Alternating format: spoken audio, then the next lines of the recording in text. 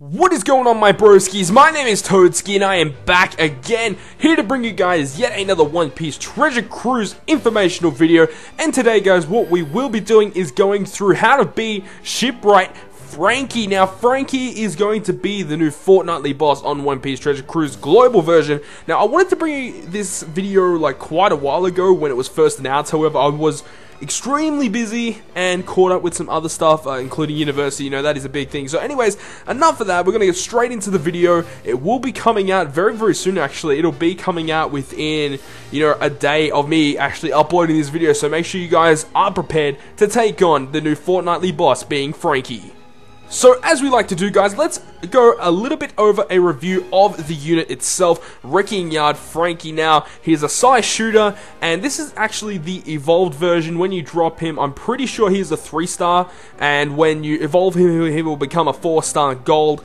He is a Psy shooter, as I said, at level 1, getting 1,138 health, 637 attack, and 71 recovery at a 4-star unit. And then when you do max him out at level 99, he has nearly 2,500 health, a little over 1,000 attack, and nearly 200 recovery. His captain effect is as follows: is that it reduces all damage by 10% and gives a 2.5 times boost of attack to Psy units when you are above half of your health, which this is actually a pretty decent unit. One of the better, you know, leaders, or one of the better captains to get from a fortnightly dungeon.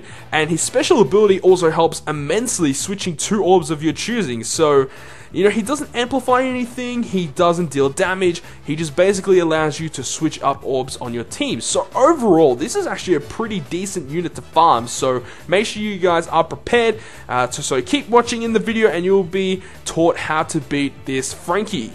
So in 30 stamina, there will be a miniature boss that you will have to face prior to reaching the final boss, Franky, and it actually is just another version of Franky himself. Now, a prerequisite for the 15 and 30 stamina dungeon is that you will only be allowed to bring intelligent units to the dungeon. Now, even though you are restricted to only purple units, it is quite great considering most of the units that you will face in the dungeon itself are actually yellow or Psy units, meaning that your crew will have a very, very easy time plowing through all of the units in your way. Now, as I said, the 9 out of 10 stage boss will be a miniature Franky, and this Franky has approximately 200,000 HP and approximately of attack of 4,000, and he will attack every 4 turns. And then when you do reach him, you will receive 4,000 preemptive damage. So this miniature Franky here is basically there to whittle you down prior to reaching the final boss, Franky himself. And then after that preemptive attack, he will attack you again after 4 turns. So within that 4 turns, you will maybe want to stall, try and get your specials up prior to reaching the boss. You could also potentially heal if you take too much damage throughout the dungeon. So this is kind of like a really good stage, not only to heal and get your specials up, but, you know, basically just to prepare yourself for the boss Franky himself. So once the miniature boss is complete, you will reach the final boss battle, being Franky. Now, he has approximately 300,000 HP, his attack is 6,000, and attacks every 2 turns. So obviously, it will be a lot stronger and a lot harder to take down than the previous 9 out of 10 boss, compared to this one, the final 10 out of 10 boss.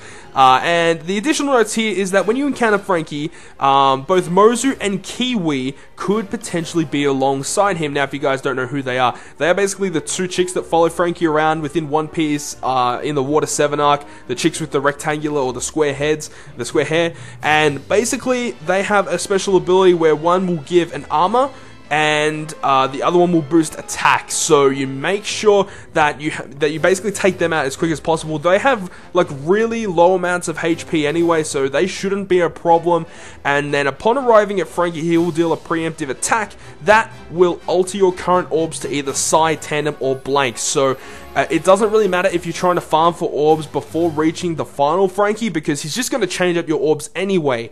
And then after the first turn, he will put up an armor that will make outputting damage a lot more difficult. So this is why, you know, compared to the other previous raid bosses of Lucci and Khalifa, Franky actually doesn't have that much HP, but he makes up for that for having a huge amount of defense, meaning that it's going to be a lot harder to deal a lot of damage to him.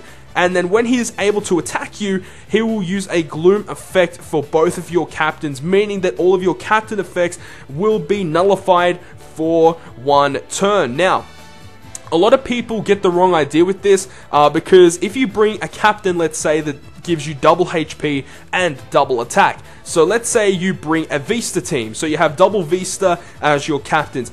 Once you get the gloom effect, your HP will be cut down by the astronomical amounts that basically your base team will have without the captain effect.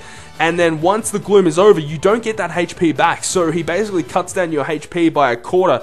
So it's so hard to bring a specific team for Frankie. However, let's go now into some skill books that will be available within this fortnightly dungeon. Now, compared to the previous Lucci dungeon that we just had, this dungeon with Frankie is a lot more, let's say, disappointing in the facts with the skill books, because the skill books are pretty bad in this dungeon, considering, you know, Vista, Shanks, and Usopp are by far the best ones there. There are a handful of other ones, but these are just the ones that I picked out because they're probably the most important, or, you know, the strongest units that you really should be using skill books on. So Vista, you know, dealing 5,000 fixed damage to all enemies is pretty good, and it will be used further on once we get further dungeons in the global version. And then we have Redhead Shanks here. Now, obviously, this isn't too good of a special, but you know, Shanks is just a really strong unit, a really strong captain for you know, yellow teams. And then you got Usopp, the Hammer Usopp. Unfortunately, it isn't Impact Usopp, which would have been really great. The difference between the Hammer Usopp and the Impact one is that the Hammer one will give you a 1.5 times boost, while the Impact Usopp will give you a double or a 2 times boost. So these are just, you know, a couple of the skill books that will be available within this fortnightly dungeon. Unfortunately, as I said, they're not as good as the previous Lucci dungeon, but you will be able to farm Frankie, who is a really, really strong unit in general. So now let's go into the specific teams that should be used to take on Frankie. Now, if you guys were lucky enough to pull the man, Dark King Rayleigh, then he would be a perfect candidate for a captain against Frankie. Now, this is the team that I've proposed here. I call it the Double Rayleigh Legends team because Rayleigh is an absolute beast. And the double Rayleigh captains, of course, because he's an absolute monster. And then basically the other units there are for either damage output or basically turn delay. So you can see Mr. 3 there. Mr. 3 is an awesome intelligent unit. If you have the evolved Mr. 3, definitely bring him to this dungeon. He will be so helpful to you.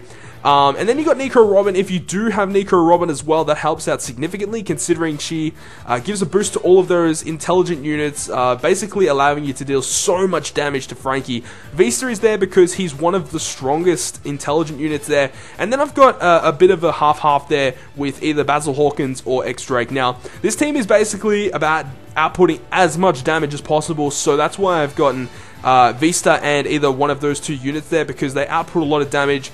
And as I said, Nico Robin gives an amplification of that, and Rayleigh has his awesome captain effect, and you know, you can just see how many multipliers that can be put into this team to basically take down Frankie really, really quickly.